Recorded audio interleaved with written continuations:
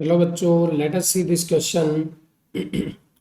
Assertion क्या कह रहा है? In an isothermal expansion the gas absorbs heat and does the work while in the isothermal compression work done by the gas to the by the environment and heat is released.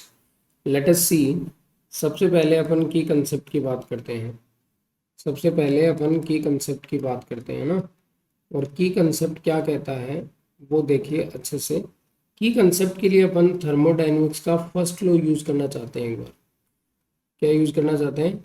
Thermodynamics का first rule जो है, float बोलते हैं जिसको। उस float के according अगर अपन बात करें, फ्लोट क्या कहता है? फ्लोट ये कहता है कि डेल क्यू बराबर D U plus del W. अब ये कह रहा है कि हीट चाहे आप दो रिलीज करो, वो सारी की सारी किसके बराबर होगी? वर्क डन के बराबर होगी, because D you will be zero in isothermal process. Isothermal process में अगर बात करी जाए तो डी यू बराबर जीरो होता है, because the internal energy directly proportional to the temperature and temperature will be constant for isothermal process, so du will be zero and u will be constant।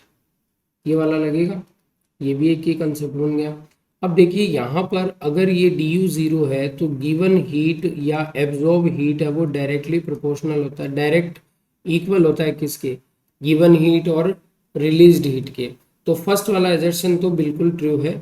Second वाले की बात करते हैं, ये इसकी मतलब एक्सप्लेनेशन दे रहा है या नहीं दे रहा। In isothermal process there is no change in internal energy, very true, because temperature constant and temperature constant so you constant.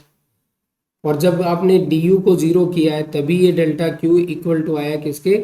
Delta W के। तो रीजन भी सही है और फर्स्ट वाले का एक्सप्लेनेशन भी है।